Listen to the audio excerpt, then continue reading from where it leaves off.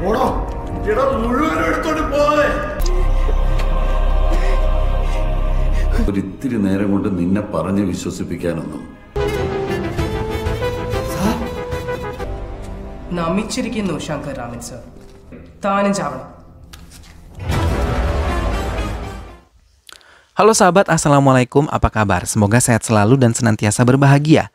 Terima kasih sudah subscribe dan selalu setia menyimak video-video SLMT TV. Semoga Tuhan Yang Maha Kuasa selalu memberikan rezeki yang berlimpah ruah dan juga berkah untuk sahabat-sahabat semua. SLMT TV kembali hadir menemani waktu bersantai sahabat dengan alur cerita film-film pilihan. Kali ini SLMT TV menghadirkan sebuah alur cerita dari film yang berjudul Corona Papers. Bagaimanakah kisah selengkapnya? Simak alur ceritanya berikut ini. Dan tanpa perlu berlama lagi, langsung saja kita simak. Ini dia alur cerita filmnya.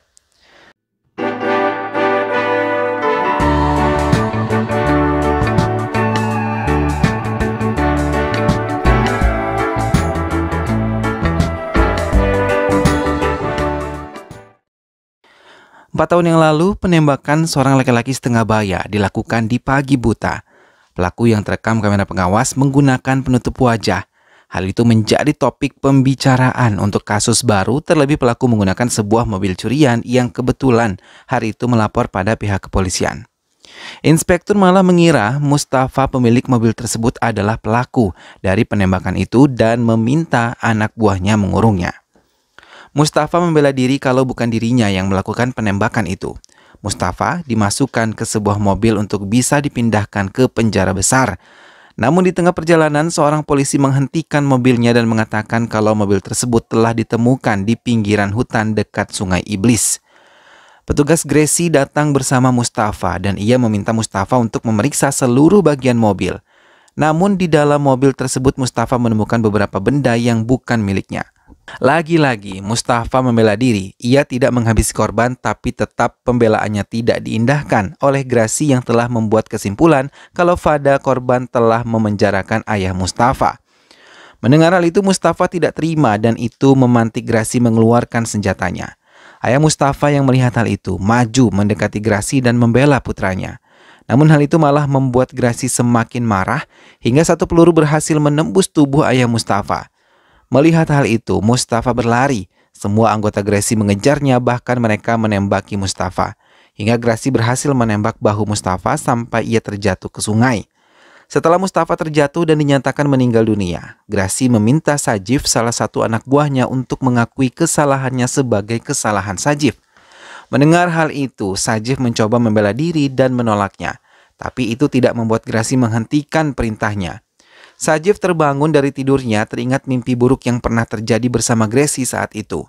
Sajif yang saat ini telah pensiun banyak menghabiskan waktu bersama keluarganya. Kali ini ia menyempatkan diri untuk menengok istrinya yang dirawat di rumah sakit. Sajif yang membutuhkan banyak biaya meminta bantuan pada pengacaranya untuk mengurus gajinya yang tertahan selama 4 tahun karena ia diskors, namun pengacara tersebut merasa ragu dan mengatakan kalau kasusnya tergantung hasil dari komite peninjau.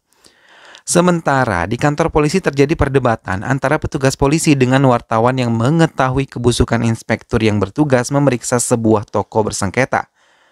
Namun salah satu dari petugas tersebut malah membela pelapor dan meminta rekannya memberikan akta bangunan pelapor yang sempat diambilnya. Ia malah meminta wartawan tersebut mendaftarkan akta tanah tersebut menjadi nama pelapor pada akta tanah. Namun inspektur tersebut diminta untuk bisa bertugas di luar kantor. Di tengah penyamarannya, ia malah bertemu lagi dengan Vena, wartawan yang pernah ia tolong di kantor polisinya. Inspektur Rahul tersebut mencoba mengawasi orang yang ia curigai yang masuk ke sebuah bus. Namun Rahul tidak menyadari pergerakan copet yang berhasil mengambil senjata tugasnya. Ia memutuskan untuk melaporkan kepada komisaris. Mendengar hal itu, komisaris memakinya dan memanggil Pilai, pemilik senjata yang dihilangkan oleh Rahul. Komisaris menjelaskan tentang hilangnya senjata tersebut dan meminta bantuan Pilai untuk bisa menemukan senjatanya. Rahul yang merasa bersalah berjanji akan membantu Pilai untuk bisa mendapatkan senjata itu. Pilai mengatakan akan meminta bantuan kepada Papa Chan atau kakak Papi. Rahul mencoba menemui kakak Papi. Mengetahui kedatangan Rahul, anak kakak Papi langsung menyiapkan senjata di laci meja kerjanya. Rahul yang menemuinya mengungkapkan tentang kebohongan anak buah kakak Papi yang mengaku menjadi kakak Papi. Rahul mencoba menceritakan kesulitannya, tapi anak buah kakak Papi menolak membantunya. Kakak Papi yang tidak mengetahui jati dirinya hanya tersenyum mendengar keluhan Rahul. Oke, credit card, Google Pay. Setelah Rahul pergi, kakak Papi memaki karena mengizinkan Rahul masuk ke gudangnya. Rahul juga menceritakan masalahnya kepada Vena. Senjata Pila yang harusnya diperbaiki malah hilang dan ia menganggap ini adalah masalah besar. Terlebih, itu bukanlah senjatanya. Jika pencuri menyalahgunakan hal itu bisa membuat departemen terlibat masalah. Kakak Papi yang berada di tempatnya memperkenalkan Tony pada Rani, istrinya, dan ia mengatakan pada Tony akan pergi ke Chennai untuk tinggal di sana selamanya. Namun di tengah obrolan mereka, Papi mendapatkan telepon dan bergegas pergi. Sepeninggal Papi, Tony memaki Rani yang merupakan kekasihnya saat bermesraan dengan Papi.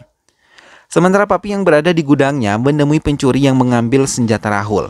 Pencuri yang mengaku bernama Paku tertawa dan menceritakan bagaimana ia mendapatkan senjata tersebut dari Rahul dengan mudahnya. Rahul yang mendapatkan jejak Pakru langsung mendatangi kediamannya. Di rumah Pakru dihajar habis-habisan oleh Rahul. Ia diminta mengakui di mana senjata yang ia curi. Pakru tetap tidak mau mengakuinya hingga Rahul membawa Pakru bersamanya untuk mendatangi teman-temannya. Mereka berkelahi hingga Rahul akhirnya mereka mengakui telah menjualnya. Namun ia tidak mengakui mengenal pembelinya. Keesokan harinya tiba-tiba terjadi sebuah perampokan di sebuah bank. Pelaku yang menggunakan APD lengkap bermasker menodongkan senjata mereka ke arah semua pengunjung bank. Bahkan dengan nekat mereka menembak salah satu karyawan bank. Setelah menggasak habis uang yang ada di dalam brankas, mereka meninggalkan tempat itu. Sajif dan Tony yang menjadi dalang dari perampokan tersebut langsung membuka APD mereka dan mengubah plat nomornya. Sajif memantau bank tersebut dari kejauhan. Tony merasa ketakutan ketika tahu petugas bank yang ditembak oleh Sajif telah tewas. Tony ketakutan, tapi Sajif memintanya untuk tenang karena mereka tidak meninggalkan jejak apapun. Salah satu rekannya yang merupakan pemilik taksi diminta Sajif untuk tenang dan tidak membuat curiga siapapun. Perampokan telah menjadi pemberitaan. Veda pun mendapatkan tugas baru. Departemen membuat pertemuan untuk membahas perampokan yang baru saja terjadi. Mereka terkejut ketika mendengar kabar kalau peluru yang masuk ke tubuh korban adalah milik Departemen Kepolisian. Rahul, Akupui, dan Pilai diskors akibat hal ini. Veda yang mendengar kabar tersebut merasa sedih. Gracie dipanggil untuk bisa menyelidiki perampokan ini. Ia diberi kebebasan untuk melakukan apapun untuk memecahkan kasus ini. Sajif yang mulai ketakutan pindah ke apartemen baru untuk menghindari kejaran Grace yang ia tahu bagaimana cara kerjanya. Grace mendatangi Rahul dan menekannya untuk mengakui perampokan ini adalah ulahnya. Rahul yang mendengar hal itu terperangah, kemudian terdiam terlebih melihat Grace mengambil senjatanya dan menyiagakan ke arahnya. Rahul malah menantang dan mengambil senjata tersebut untuk bisa ditembakkan ke arahnya. Grace membatalkan niatnya. Tiba-tiba Grace yang mendapatkan kabar tentang Sajif langsung menemuinya. Sajif begitu terkejut ketika melihat Grace mengunjunginya di rumah sakit. Dalam perbincangannya, Grace menyinggung kasus Sajif yang belum kunjung selesai dan sedikit merasa janggal karena mesti ada pemeriksaan komite baru. Namun Sajif mencoba mengalihkan pembicaraannya pada kasus yang pernah ditangani oleh Grace dan keterlibatan Grace dalam kematian ayah mertuanya. Kemarahan jelas terpancar di mata Grace dan meminta Sajif untuk menghentikan pembicaraan itu. Sepeninggal Grace, Sajif hanya bisa terdiam. Tony membongkar lemari penyimpanan yang menyimpan uang hasil curian mereka. Ia mengambil sebagian untuk membelikan satu set perhiasan sebagai kado ulang tahun Rani. Setelah membayar uang perhiasan tersebut, sang pemilik toko curiga dan menelpon polisi. Pemilik toko tersebut menelpon polisi dan membuat Tony sedikit lama di tokonya. Tak lama petugas datang dan Tony mencoba melarikan diri. Petugas mencoba menghentikannya, tapi Tony malah nekat merampok sebagian perhiasan yang ada di tempat itu, kemudian melarikan diri. Grace yang datang ke toko perhiasan tersebut mendapatkan laporan kalau uang tersebut cocok dengan nomor seri uang kertas baru yang dicuri dari bank. Ia meminta memeriksa rekaman kamera pengawas untuk melihat pelaku. Rahul terkejut ketika melihat Tony dalam rekaman tersebut dan ia mengungkapkan kalau Tony adalah pekerja di bengkel Papi. Sajif yang tahu uangnya telah dicuri menjadi marah dan yakin kalau Tony adalah pelakunya.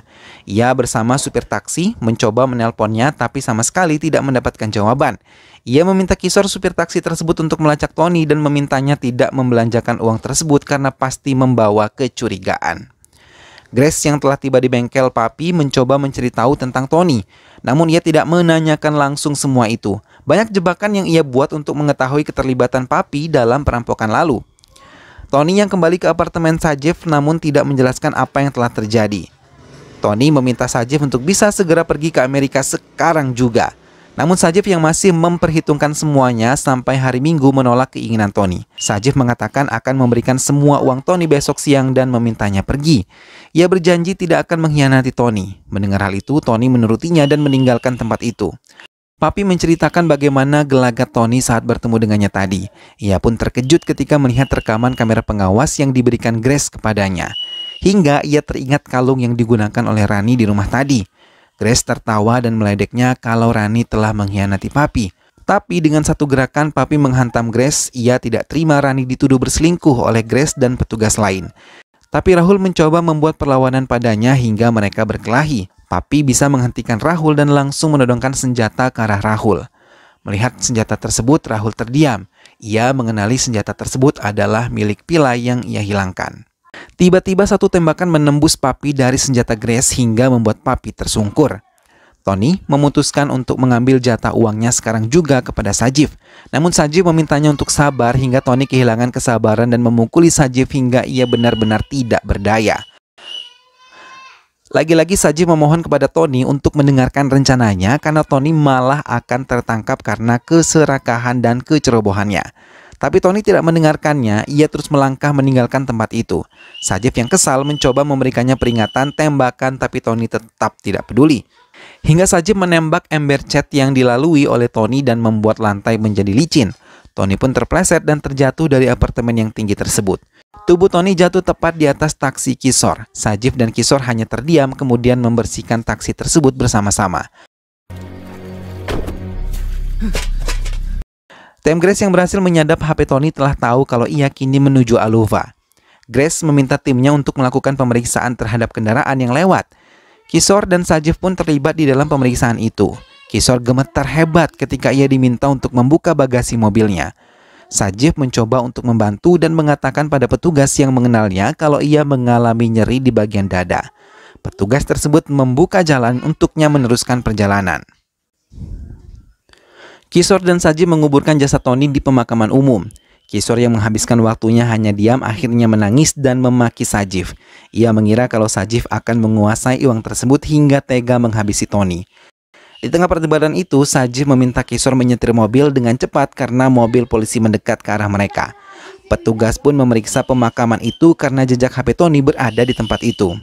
Sajeev yang telah kembali ke rumahnya menelpon Kishore dan memutuskan untuk membagi rata uang yang telah mereka curi. Ia meminta Kishore untuk menunggunya karena ia akan membawa uang tersebut. Kishore menurutinya dan mendekati Sajeev yang datang membawa tas berisi uang. Hujan lebat malam itu membuat Kishore benar-benar gemetar hebat. Ia memutuskan untuk melarikan diri, tidak mau memiliki uang itu.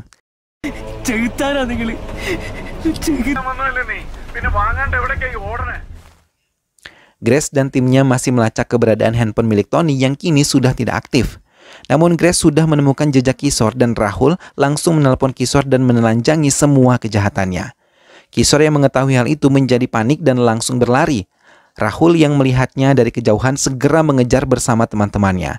Karena Kishore berada di kerumunan orang banyak, hal itu mempersulit untuk menangkapnya. Tapi Rahul memiliki cara tersendiri untuk menangkap Kishore yang polos. Kishore yang dibawa Rahul meracau semua tentang perampokan itu. Namun Sajeev tidak memperkenalkan nama sebenarnya pada Kishore saat mengajaknya untuk merampok. Kishore mengatakan ia bernama Govin dan menceritakan semuanya hingga terakhir ia bertemu dan membatalkan niat untuk mengambil uang tersebut. Grace menekan Kishore untuk menelpon Sajeev dan ia akan melacak keberadaannya. Sajeev menerima telepon tersebut dan mengajaknya bertemu di pusat kota pukul 10 dan ia berjanji akan membawa uangnya. Lokasi yang diketahui oleh Grace langsung membuat mereka meluncur ke apartemen tempat Sajeev tinggal. Sementara Sajeev sendiri yang tengah berada di rumah dan memasak tidak tahu menahu kalau ia telah dikepung. Sampai akhirnya mereka salah mendapatkan alamat dan Sajeev sendiri yang tahu tentang kedatangan polisi ke apartemennya langsung menghancurkan semua telepon dan SIM card yang digunakannya untuk menghubungi Kishore. Sajeev bersikap sangat normal dan mendatangi kantor polisi untuk bisa mengurus semua kasusnya yang terbengkalai. Namun, ia malah bertemu dengan Rahul dan banyak menolongnya hingga meninggalkan banyak sidik jari di kertas milik Rahul. Sajif yang dipanggil oleh tim komite peninjau mencoba memberikan pendapatnya dan pembelaan agar ia mendapatkan haknya. Namun di tengah-tengah pembelaan yang ia berikan, ia merasa gugup dan menumpahkan air yang diberikan oleh tim peninjau. Setelah menyelesaikan semuanya, Sajif malah tidak sadarkan diri di depan kantor pengadilan. Rahul bergerak dan langsung menolongnya membawa ke rumah sakit. Rahul yang mengaku sebagai putranya membuat Sajif terkejut dan mencoba menghilang. Rahul yang datang menemuinya mencoba menanyakan namanya. Sajif kembali memberikan nama palsu. Rahul yang tahu kesulitannya mencoba menanyakan hal itu. Sajif menceritakan semua kejadian yang berlangsung 4 tahun yang lalu. Rahul mendengarkannya dengan saksama. Rahul juga menceritakan jati dirinya, juga tentang hukuman yang ia terima dan perampokan yang melibatkan senjata milik Pillai. Sajif mencoba menghilangkan kegugupannya dan mencoba menasihati Rahul dengan baik. Bahkan Sajif mengatakan kalau Rahul akan mendapatkan senjatanya kembali di hari Dilwali. Rahul mencoba mendengarkan kembali pernyataan Kishore yang ia rekam dan mencoba mencari tahu tentang Sajif. Namun pelayan yang dimintai keterangan Rahul menyebutkan kalau Sajif memiliki banyak nama dan ia menuliskannya dengan pena miliknya pribadi. Rahul mengingat-ingat ia pernah menemuinya dan menggunakan pena yang biasa digunakan oleh Sajif. Pelayan tersebut mengiyakan semua ciri-ciri yang disebutkannya.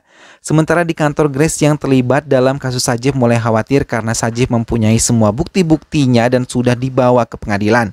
Grace terdiam dan mengingat-ingat ia pernah meracau di hadapan Sajif.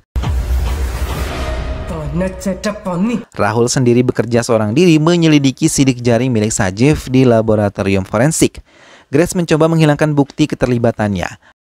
Rahul yang tahu tentang Sajif mencoba tenang dan menemui secara langsung.